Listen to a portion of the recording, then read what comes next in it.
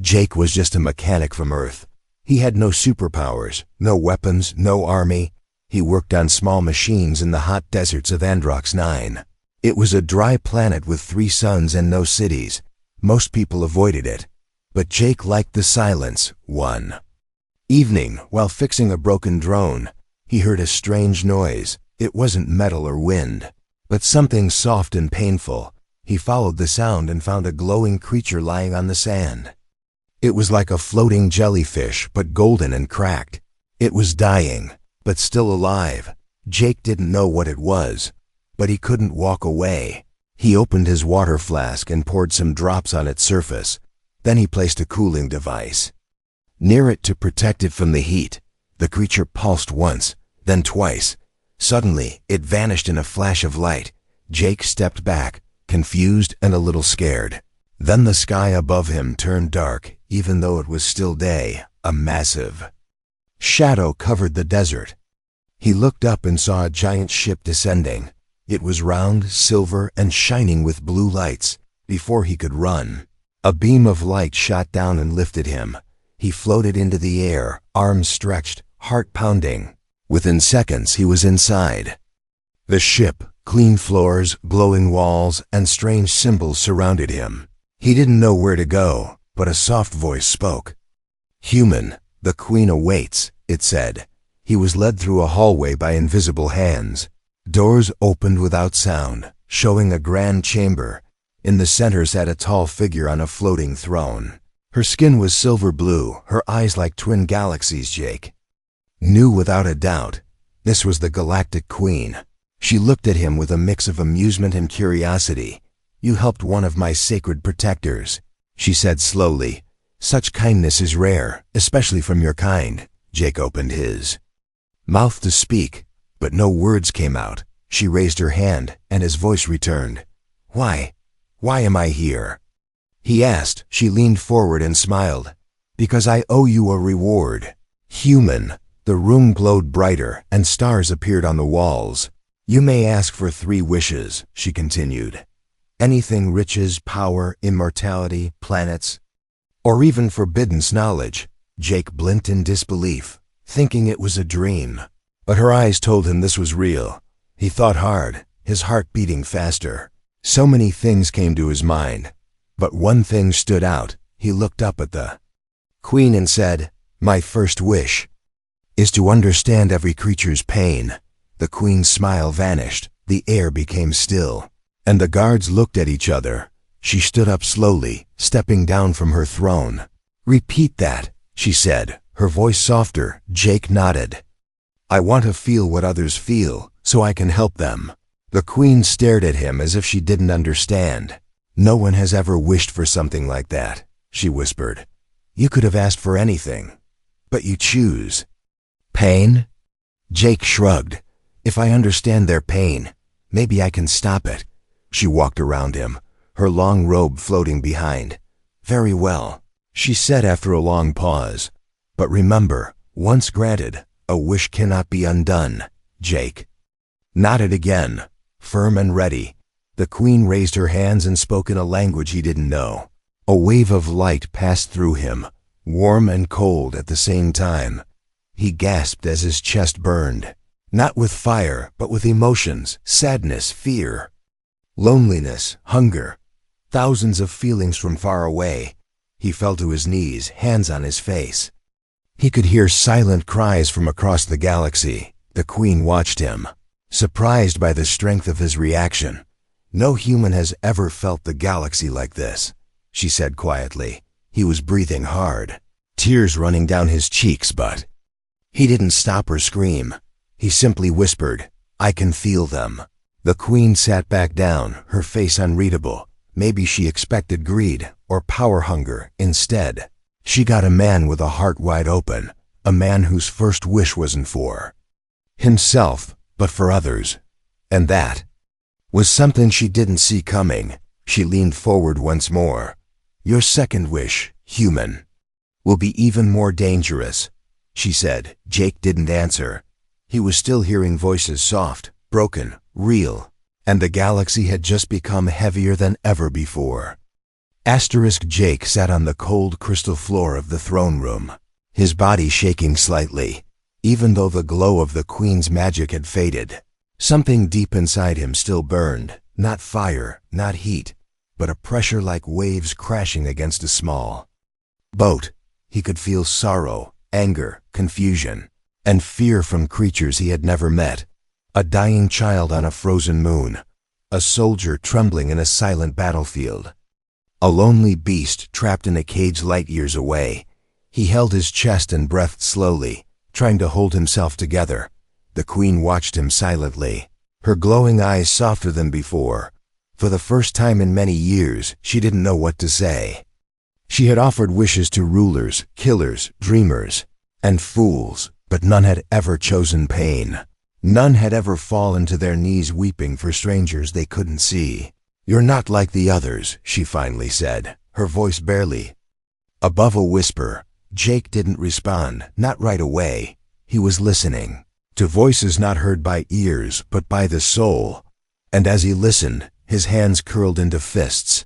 Because some of the pain wasn't just sadness, it was injustice. He stood slowly, his legs weak, but his face more focused. "Your people?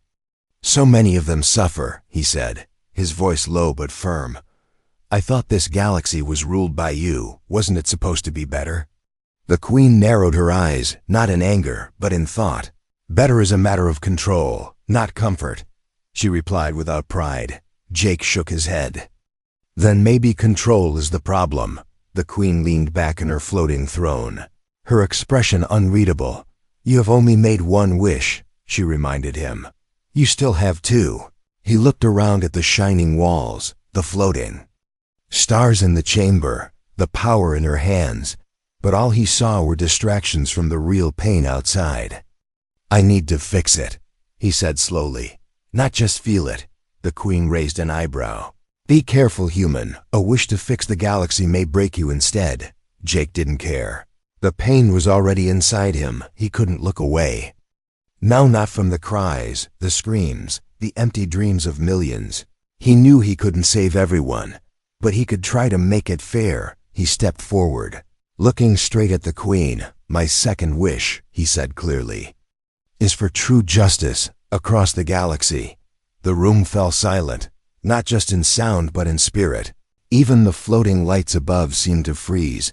The Queen stared at him, her lips parting slightly in disbelief. "You wish to rewrite the laws of empires?" she asked slowly. Jake nodded. "Not for power, not to rule, but to make sure no one suffers for someone else's greed." She stood up, her voice louder now, filled with ancient force. "Such a wish challenges my throne," she warned. "Are you ready for that?" Jake's answer was calm. "If your throne fears justice, maybe it shouldn't exist." The words struck like thunder, echoing through the chamber walls. The Queen closed her eyes, her hands glowing once more. "Then so be it," she whispered. "Let the galaxy face the truth." Golden light exploded outward, covering the room, the planet, the stars beyond. It raced across systems, through courts, prisons, battlefields, and palaces. Every lie, every crime, every abuse of power was revealed under the light. Tyrants were pulled from golden chairs. Innocents were freed from dark cells. The people wept, shouted, collapsed in disbelief as the balance began to shift. On planets Jake had never seen, voices now spoke of fairness, and in the deepest corners of space, hope began to breathe again. But the Queen was not smiling. She sat down slowly, her hands trembling, her eyes distant. "Do you know what you've done?" she asked, not with anger, but with awe. Jake nodded slowly, even as his body felt heavy with the weight of his gift. "I gave them what they were too afraid to ask for," he said. Outside, stars burned brighter. Inside, the Queen looked smaller. Somehow not in size, but in power. The throne that once floated high now hovered low, and the woman who ruled half the galaxy looked lost in her own palace. Jake didn't mock her, didn't speak again. He walked past her, not like a conqueror, but like a man carrying something too large for his own arms. Behind him, the Queen whispered softly, as if to herself, One more wish remains. But Jake was already listening again, not to her, but to the voices out there, finally beginning to sing. The stars outside her throne room no longer whispered her name. They hummed with new voices, softer, stronger, and free. The Galactic Queen sat in silence, her throne hovering lower than ever before. Her empire, once shaped by her word alone, was now shifting like sand between her fingers. And it had started with a mechanic from Earth. Jake stood on the balcony of the high tower, watching a planet below breathe in relief. He could still feel the pain of many, but something had changed. The voices were not just crying anymore. Some were healing, some even laughing, but the weight of those voices was still with him. Every hour, he heard them, suffering beings calling out across time and stars. He didn't sleep much, didn't eat much. His mind was open too wide, like a door that could never shut again. Still, he refused to regret his first two wishes. They had brought light into dark corners. Even if that light also burned him, he had become a mirror of the galaxy's soul, and that wasn't easy to carry. The Queen watched him from afar, confused and restless. She had crushed rebellions, erased kings, rewritten the laws of planets. But she could not understand this man who gave everything without asking for anything in return. There was no greed in his eyes, no hunger for titles, just sorrow and something. She had long forgotten hope. Her advisors begged her to exile him, to end the danger before it grew, but she refused. Not out of mercy, but curiosity. She needed to understand what kind of creature could touch the galaxy without touching a weapon. So she sent him to the lower worlds, not as a test, but to see if he would break. Jake walked through cities of glass and towns made of dust. He visited slave camps, orphan towers, war ruins still smoking from lost battles. In every place he listened, sometimes speaking, sometimes just holding someone's hand. He healed no wounds with magic, gave no orders, no gold. Yet everywhere he went, things changed. A soldier laid down his blade. A mother opened a school. A child who had never smiled before giggled when Jake fixed her broken toy. And as he moved, whispers followed him, not of fear, but of something new. They called him the listener, the one who weeps, the wishwalker. The Queen saw it all through hidden eyes. She sat in her chamber and replayed images of his journey, and she realized something dangerous. Her people were not just following him. They were beginning to love him. Not for strength, but for his heart. It terrified her. Not because she hated love, but because she had ruled without it.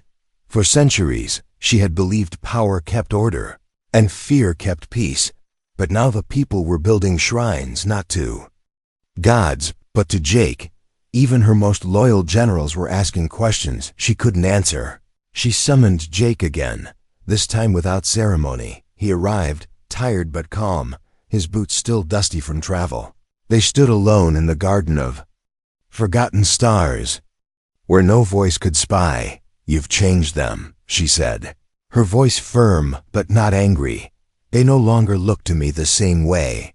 Jake said nothing at first, then he pointed at the stars above them.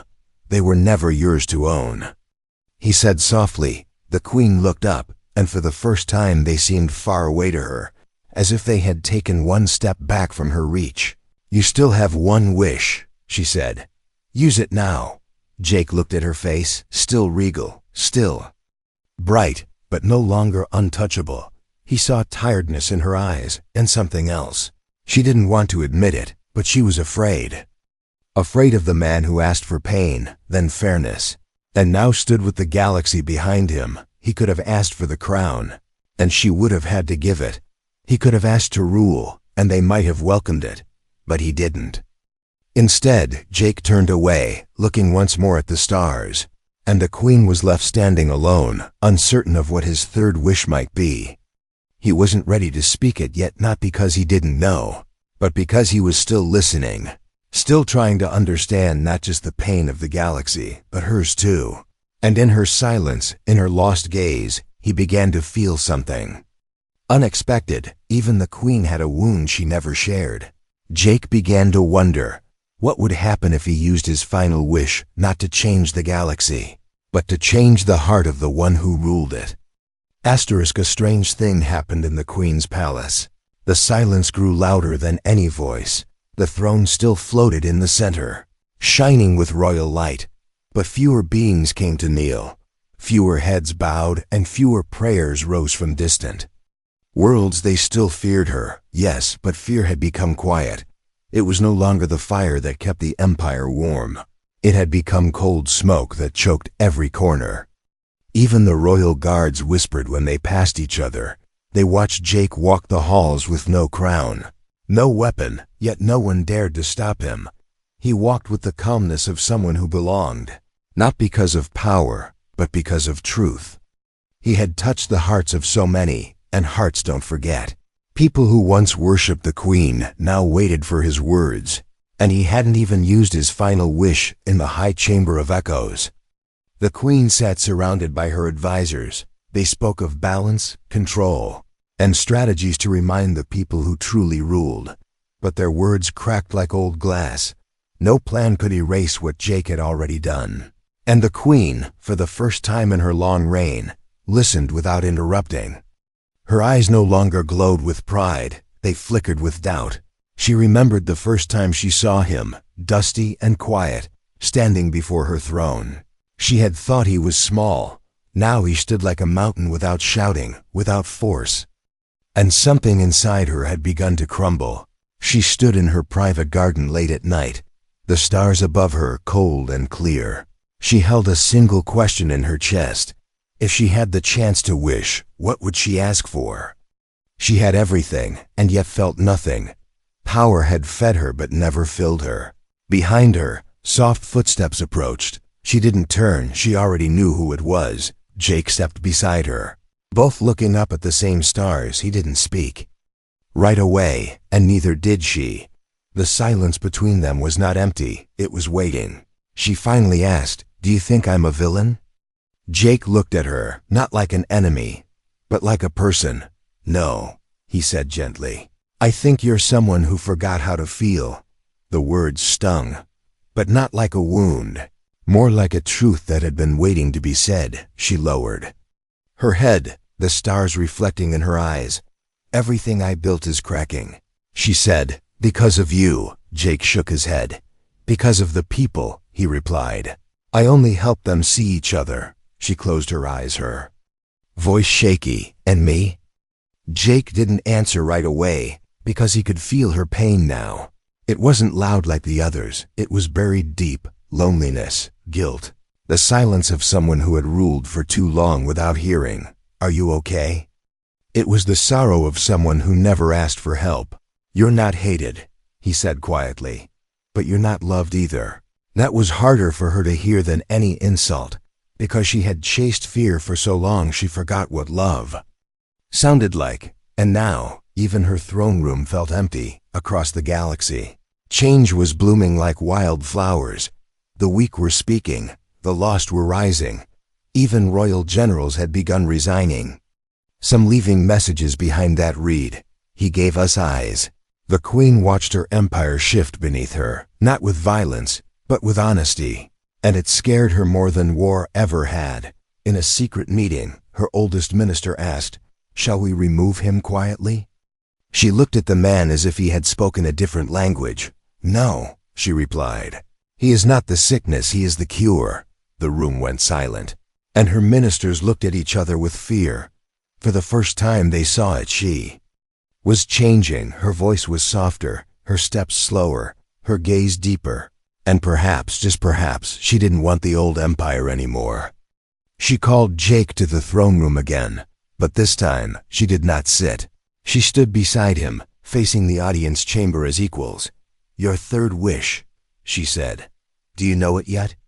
Jake looked at her, this time with no tension in his eyes. "I think I do," he said. "But it's not for me." She tilted her head, curious and nervous. "Then who is it for?" she asked. He smiled gently. "For the one who never made a wish of her own," he said.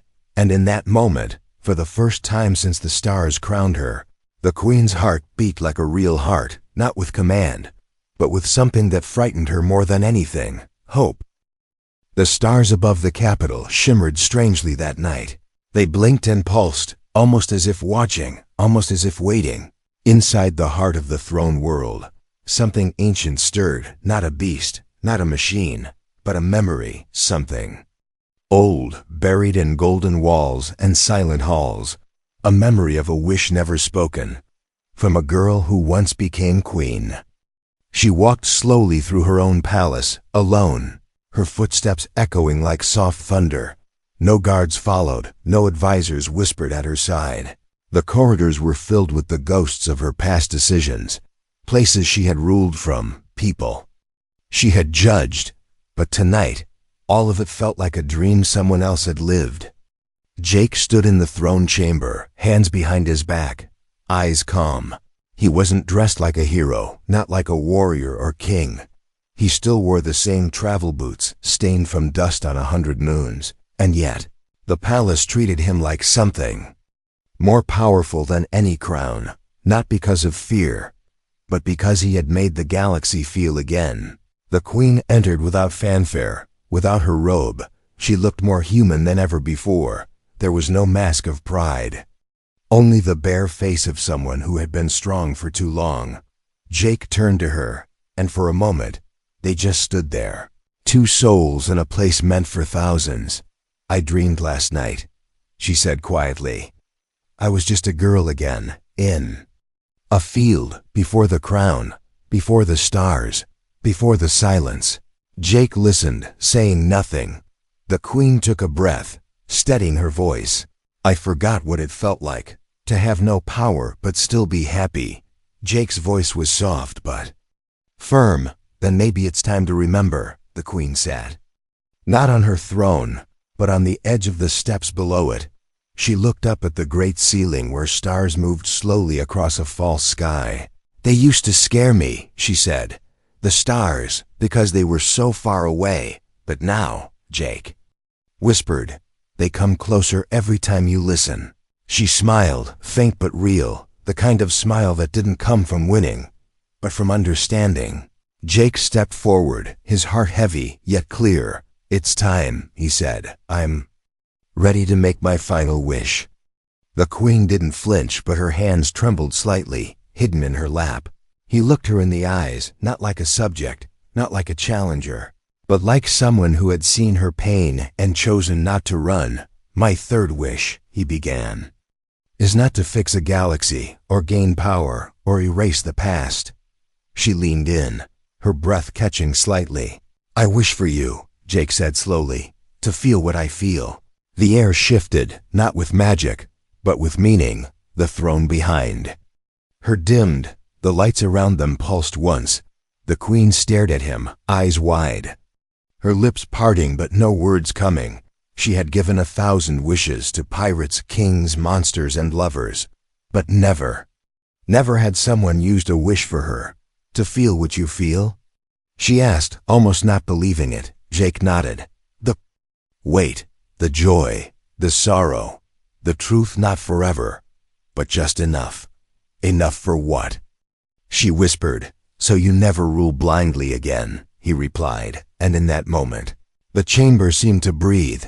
She stood slowly, magic already forming at her fingertips. It flowed around her hands, light and warm, not like before. She didn't speak the usual royal words, no ancient chants. Instead, she closed her eyes and reached out to him. Their hands touched, and the wish became real. Her knees buckled as it hit her, a tidal wave of voices, emotions, hearts crying out in a million colors. She fell forward, but Jake caught her, holding her like a fragile light. Tears streamed from her eyes, not because of pain, but because she had forgotten what it meant to be one of them. She saw memories not her own, a starving child, a mother giving her last breath, a young rebel kissing goodbye, a broken miner laughing anyway, and behind all of it, one human's heart holding it all. Without breaking, the queen gasped, shuddered, and then smiled, not the smile of a ruler, but of someone waking up after a long, long sleep. She looked at Jake through watery eyes. "Why me?"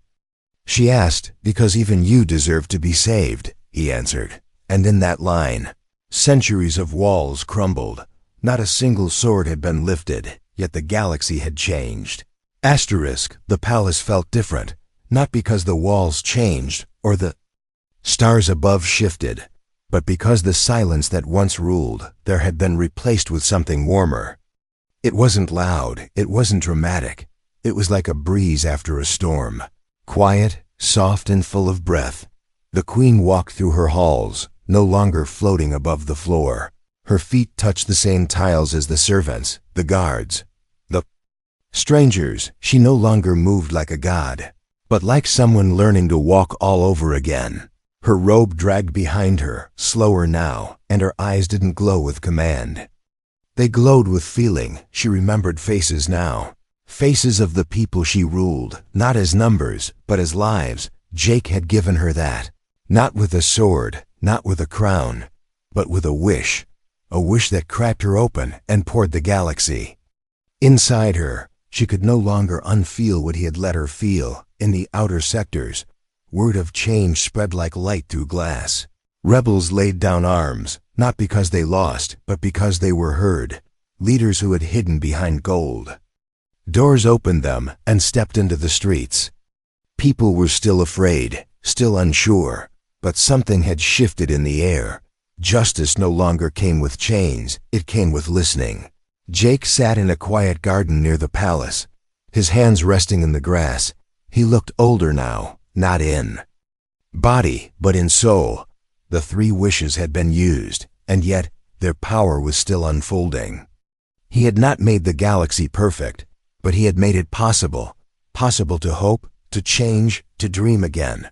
The queen joined him, silently. She sat beside him without guards, without symbols of power.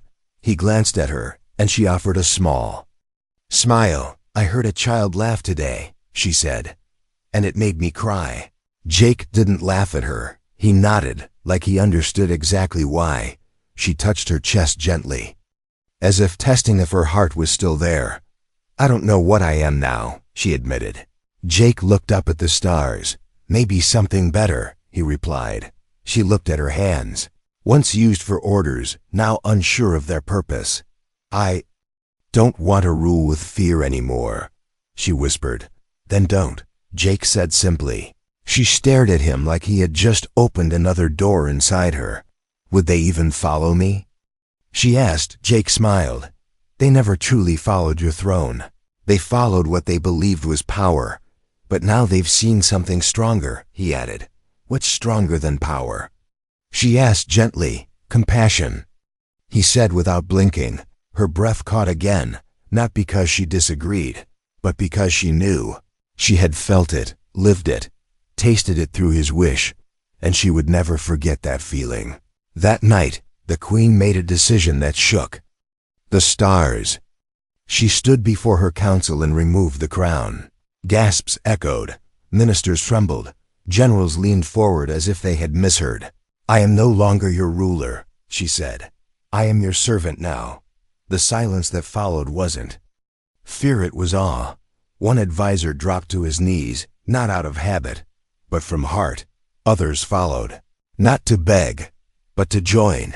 The palace changed from a place of power into a place of healing. Ships flew to the throne world, not for orders, but for guidance, and in every voice, there was a question of what came next. Jake stood in the background, unseen but known. He didn't smile for glory. He didn't step forward for praise. He had made his wishes, and now the galaxy was deciding what to do with them. But deep inside, he knew something important. This wasn't the end. The queen found him again, under the tree where stars peeked through the leaves. She sat beside him and asked the one question he hadn't expected. "Will you stay?" He turned to her, surprised. "I don't know how to lead alone," she admitted. Jake took a deep breath. "You're not alone anymore," he said, and she closed her eyes. Not because she was tired, but because she was finally at peace. For the first time in her long life, the galaxy no longer feared her name. They whispered it with hope. The stars blinked gently over a new galaxy, not one ruled by fear, not one gripped by silent thrones, but a galaxy breathing for the first time in lifetimes, on distant planets. Children were no longer taught to bow first, they were taught to speak first, and somewhere in the center of it all, two figures walked through the quiet halls of a palace reborn. The queen no longer wore a crown. Her robes were lighter, her hands free. She no longer spoke in commands but in questions, and beside her walked Jake, the man who had asked for nothing but given everything. People no longer stared at him with confusion. Now they bowed not to worship, but in thanks. They brought him stories, small gifts, songs written in his honor. Jake accepted them with a quiet nod, always returning the stories with new ones of hope. He did not see himself as a hero, but the galaxy did, and sometimes so did she. One morning, the queen stood on a balcony and looked over her city. It was still grand, still shining, but it felt smaller in a good way. She could hear laughter in the streets, smell food cooked not for the elite, but for anyone passing by. She turned to Jake, who stood behind her quietly. "I've been thinking about your wishes," she said. Jake raised an eyebrow, waiting. She smiled faintly. "You asked for pain, for justice, and then for me to feel it too." He nodded slowly. "And?" "I think," she said, her voice soft, "you never really made a wish for yourself." Jake looked up at the stars again, his eyes distant. "I didn't need to," he said, "because helping others helped me." She studied him, not as a queen, but as a woman trying to understand the heart of a simple man. "Still," she whispered, "you deserve something." Jake shook his head. "They already gave it to me." She frowned a little confused. "What did they give you?" she asked. Jake turned to her, and for the first time, there was a gentle smile on his lips. "A place where I'm no longer alone," he said. And that answer settled into her chest like a warm light. She didn't reply, not with words. Instead, she reached for his hand, not as a queen taking a servant, but as someone finally choosing to walk beside someone else. The galaxy watched quietly as its former ruler and its quiet changer stood side by side. No magic was used, no speech was given. Only two people choosing peace over power. From that day on, the palace gates stayed open. Jake taught children how to fix machines and understand voices without words. The queen sat in town halls, listening more than speaking. Together, they visited every world that once feared her. Now, those same worlds greeted them with open hands. Some say the queen gave up everything. But those who truly watched knew she had finally gained something far greater. Not control, not titles, but connection. And Jake, the man who never asked for the galaxy, had quietly helped it find its soul again. Years passed, and the stars told stories of the three wishes. Legends grew. But Jake never let them turn him into something he wasn't. He was still a mechanic, still a listener, still the man who felt every pain and still chose love. The queen stayed by his side, not to lead, but to grow, and through their simple choices, the galaxy bloomed like a new dawn, and somewhere, in the quiet spaces between worlds, the light of three wishes still moved, not as beams of power, but as soft echoes in every kind act, every honest word, and every heart brave enough to feel again.